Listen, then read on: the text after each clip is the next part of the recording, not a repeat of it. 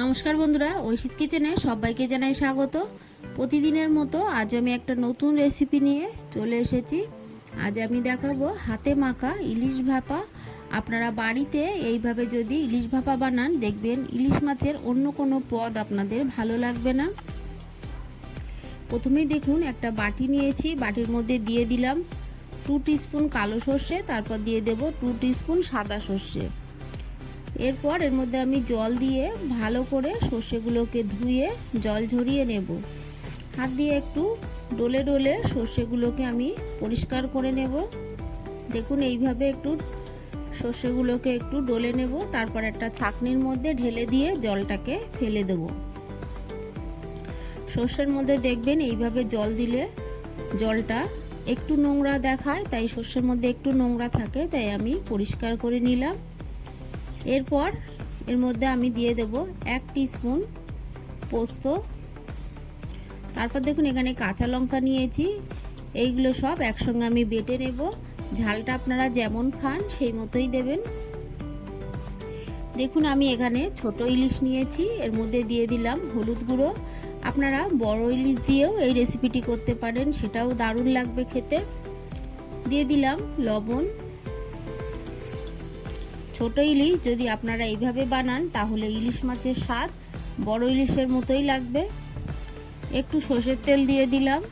তারপর আমি যে মশলাটা দেখিয়েছি সেই মশলাটা শিলনোড়ায় আমি খুব ভালো করে বেটে নিয়েছি, সেটা দিলাম। মিক্সিতে বাটলে সর্ষে খুব ঘন পেস্ট হয় না, শিলনোড়ায় বাটলে কিন্তু বেশি ঘন করে মিহি করে বেটে নেওয়া যায়, তাই আমি শিলনোড়ায় বেটে নিলাম।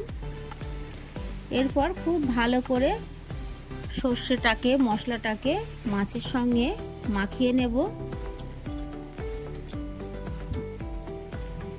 একটু সময় নিয়ে খুব ভালো করে মাছের সঙ্গে আমি মাখিয়ে নেব।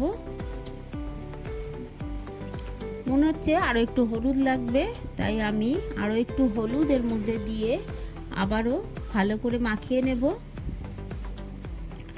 রেসিপিটি খুবই সহজ, বাড়িতে একবার হলেও বানাবেন, দেখবেন কতটা ভালো লাগে। কম সময়ের মধ্যে সুস্বাদু রান্নাটা বাড়িতে করা যায়, ঝামেলা কম থাকে।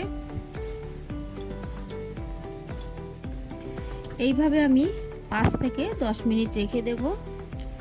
10 মিনিট পর গ্যাসে কড়া বসিয়ে দিয়ে 1/2 টিস্পুন আমি সর্ষের তেল দিয়েছি, তার মধ্যে একটুখানি কালো জিরে ফোড়ন দিলাম।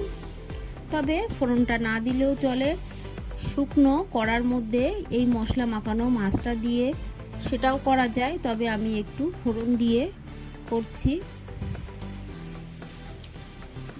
মশলা মাখানো মাছগুলো দিয়ে দিলাম, তারপর এই মশলা মাখানো গামলার মধ্যে জল দিয়ে তারপর আমি ধুয়ে দিয়ে দেব। আপনারা গ্রেভি যতটা রাখতে চান সেই মতোই জল দেবেন, তবে আমি ভাপা ইলিশ করব, খুব বেশি গ্রেভি রাখলে ভালো লাগবে না। আরও একটু জল আমি দিয়ে দিলাম, দিয়ে খুব ভালো করে নেড়ে গ্যাসের ফ্লেমটাকে আমি প্রথমে হাইতে রাখবো, তারপর যখন ফুটে উঠবে তখন লো ফ্লেমে ঢাকা দিয়ে মাছটাকে ভাপিয়ে নেব।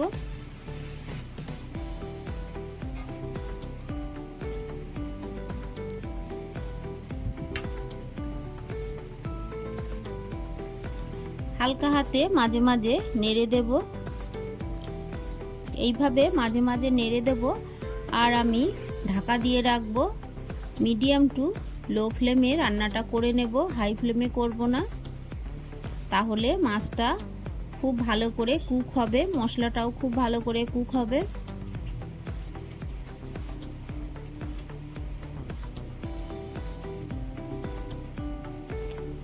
আপনারা বাড়িতে একবার এইভাবে ইলিশ ভাপা বানাবেন, দেখবেন এর স্বাদ কতটা ভালো হয়। বড় ইলিশ হলে তো কথাই নেই, বড় ইলিশ হলে আরও বেশি স্বাদ হয়।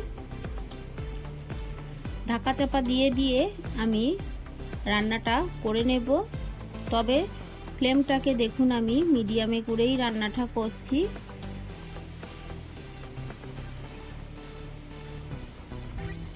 একটু চেখে দেখে নেব লবণ ঠিক আছে কিনা।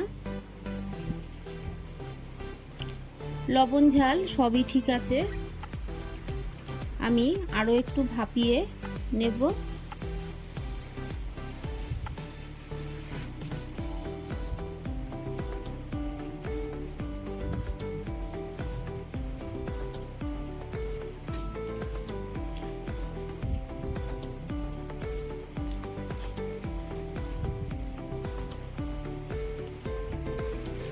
ছোট ইলিশ দেখবেন কোনোভাবে রান্না করলে অতটা ভালো লাগে না, তবে এইভাবে রান্না করলে ছোট ইলিশ খুবই ভালো লাগে।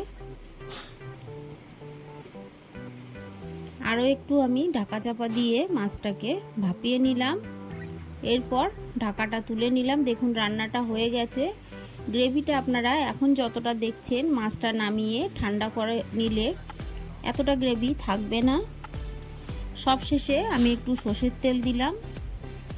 এই কাঁচা সর্ষের তেল শেষে দিলে এই রেসিপির স্বাদ দ্বিগুণ বেড়ে যায়, তাই আপনারা অবশ্যই একটু সর্ষের তেল দেবেন। গ্রেভিটা দেখছেন কতটা ঘন হয়েছে, আর এটা নামিয়ে রাখার পর আরো ঘন হয়ে যাবে।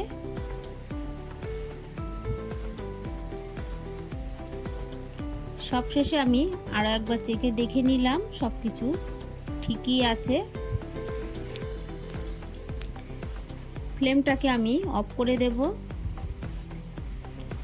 আমার এই রেসিপিটি আপনাদের ভালো লাগলে প্লিজ আমার চ্যানেলটিকে সাবস্ক্রাইব করে পাশে থাকা বেল আইকনটি ক্লিক করে দেবেন, তাহলে আমার নতুন ভিডিও নোটিফিকেশান আপনাদের কাছে পৌঁছে যাবে।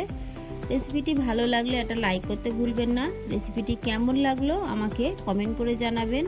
ভালো থাকবেন, সুস্থ থাকবেন।